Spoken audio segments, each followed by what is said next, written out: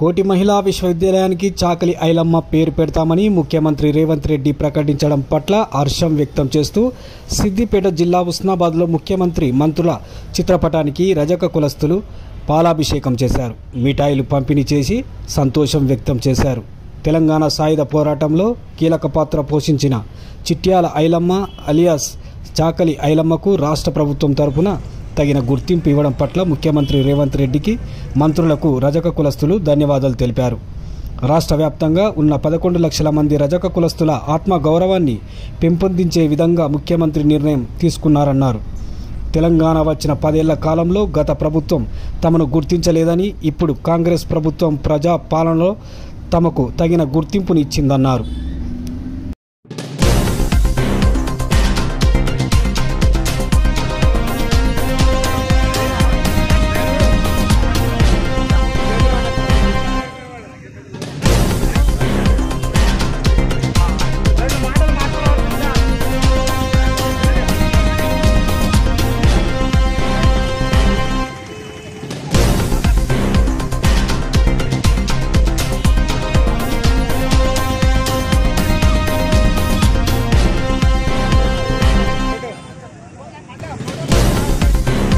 గత 10వ తారీఖు రవీంద్ర భారతిలో జరిగినటువంటి 39వ చిట్యాల ఐలమ్మ అలియాస్ చాకలి ఐలమ్మ వర్ధంతి సందర్భంగా ఏర్పాటు చేసినటువంటి ఆ మహత్తరమైనటువంటి కార్యక్రమంలో రాష్ట్ర ముఖ్యమంత్రి గౌరవనీయులు యనమల రేవంత్ రెడ్డి గారు మరియు ఉప ముఖ్యమంత్రి బట్టి విక్రమార్క గారు మరియు మరో మంత్రులు శ్రీధర్ బాబు గారు, ఉత్తమ్ కుమార్ రెడ్డి గారు, గౌరవ హుస్నాబాద్ శాసనసభ్యులు మరియు రవాణా శాఖ మరియు బీసీ సంక్షేమ శాఖ అయినటువంటి గౌరవనీయులు శ్రీ పొన్నం ప్రభాకర్ గౌడ్ అన్నగారికి మేము రజక బాంధవుల తరఫున ప్రత్యేక ధన్యవాదాలు తెలియజేస్తున్నాం.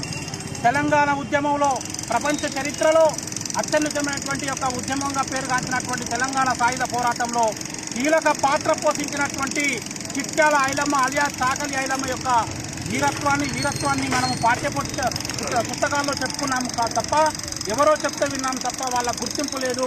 కాబట్టి తెలంగాణ వచ్చిన తర్వాతనైనా వారి కుటుంబానికి సరైనటువంటి గుర్తింపు వస్తుందని ఆశించాం. కానీ ఆ యొక్క దొర పోకడలతోటి దొర పాలనలో మనకు ప్రజా పాలనలో లేకుండా ఒక స్థానం లేకుండా పోయినటువంటి ఒక సందర్భము.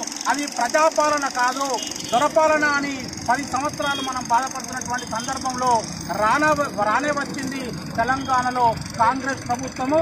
నిజంగా ప్రజాపాలన అనడానికి నిదర్శనం కోటి మహిళా విశ్వవిద్యాలయానికి చాకలి ఐలమ్మ పేరు ప్రకటించడం.